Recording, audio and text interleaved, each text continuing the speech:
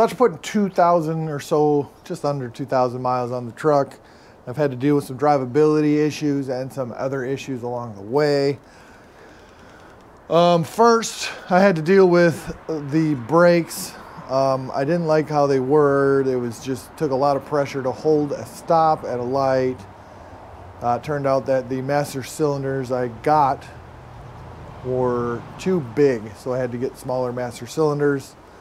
In case you don't know, I have a dual master cylinder set up underneath the dash.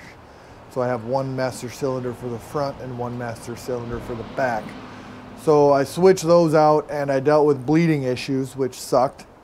And that turned out that the bleed screws on the rear calipers, the calipers were on the wrong side. The calipers are identical, only difference is where the bleed screws were drilled. And so I had the bleed screws on the bottom so that there was always air trapped above them. So as soon as I swapped sides with those, bleed screws on the top of the caliper, they bled great. So now my brakes are pretty good. Also, I tried to get away with a little cheapo, not spending a little bit of extra money for my coolant line that hooks up to the Coyote. And that blew pretty close to right around right away. I got an attachment for the upper coolant hose from Power by the Hour that I should have gotten in the first place. So now my hoses hopefully won't break off right there. So that was an easy fix. I named the truck Summer 69 just because it's a 69 and I really like that Bryan Adams song. So I got this big old sticker for the back. Another drivability issue was the truck was just too loud.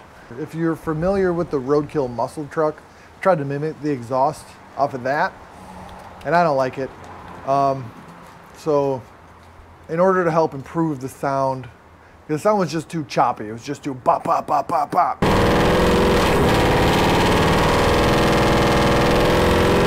It just didn't sound good.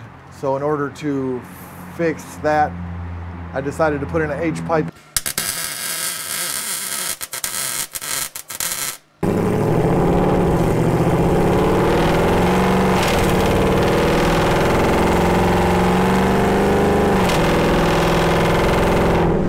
It did make the sound better and it greatly reduced the noise in the cab.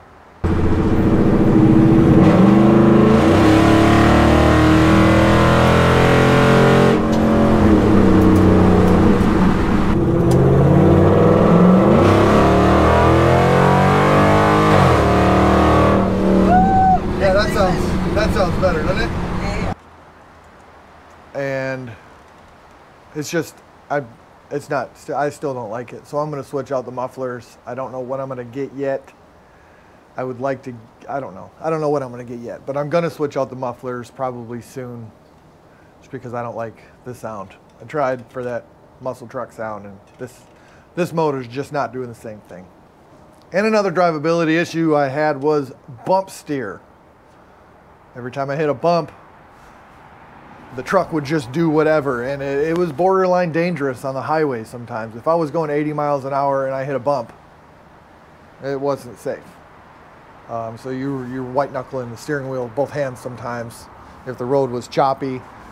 You know, sometimes on a freeway, if you ride in that lane that the semi-truck's riding most of the time, that lane's a little iffy, and riding in that lane in the truck was not fun. Sometimes switching lanes got weird. I don't know, like, I didn't really put too much effort into my alignment, and with the truck being so low, that messed with the geometry of the whole suspension. So what I decided to do was put the geometry at the ride height that it was designed to do. Yeah, so I had to raise the ride height. I don't know if you'd call it a significant amount, but it's definitely more than it was.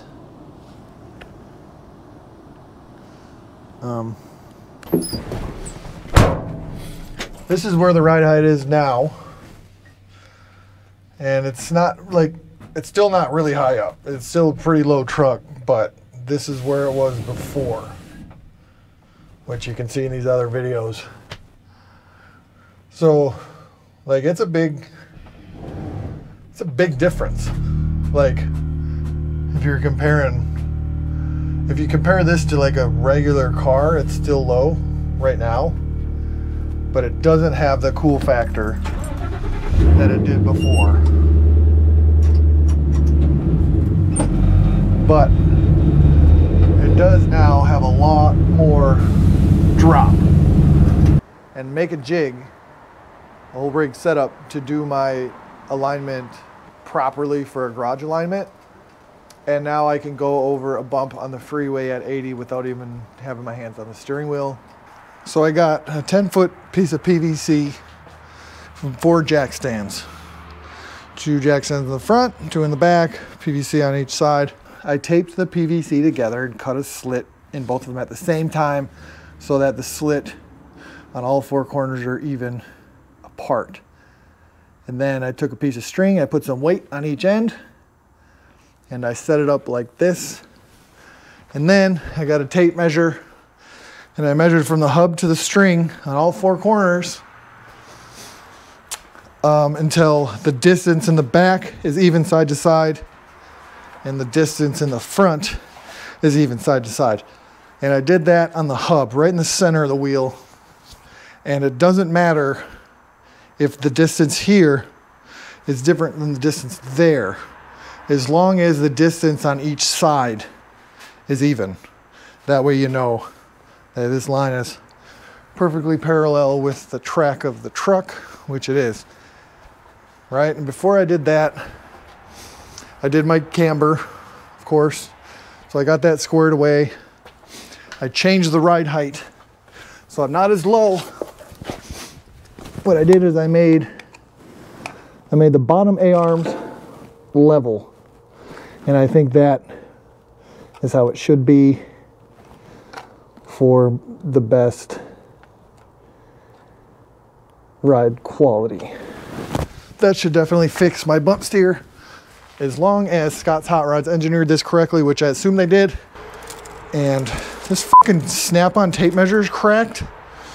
Well, snap-on, looks like I'm bringing you back.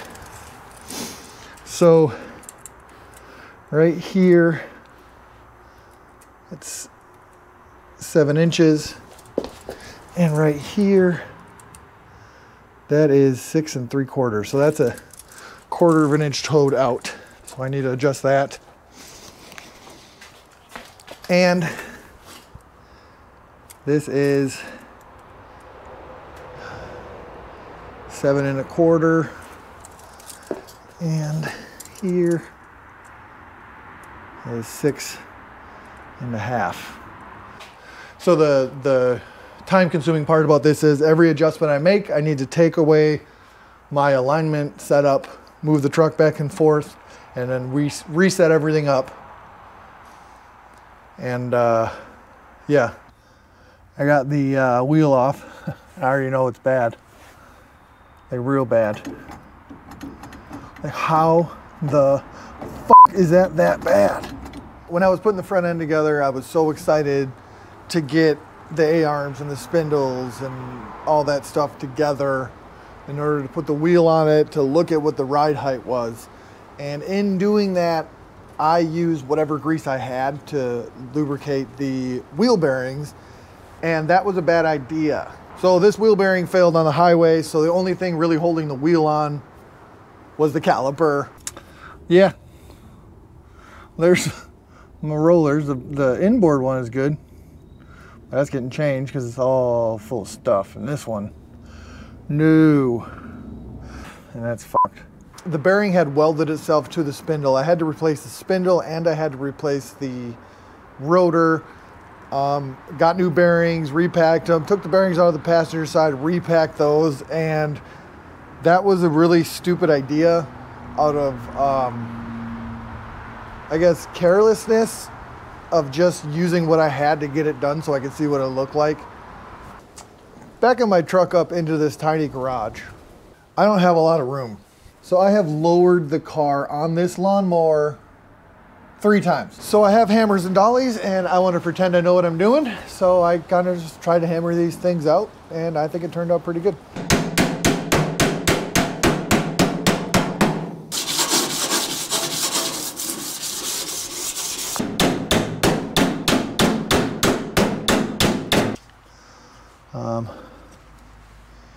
Here's where the dents were. A couple hammer marks, but overall it's pretty good. I have almost as many miles on this in the last couple months as I put on my GT500 in the last almost 3 years. But this is not a daily driver and this bad boy is, so that's that.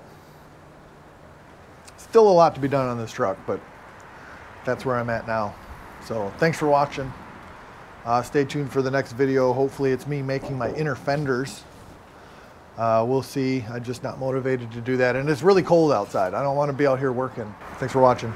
Peace out.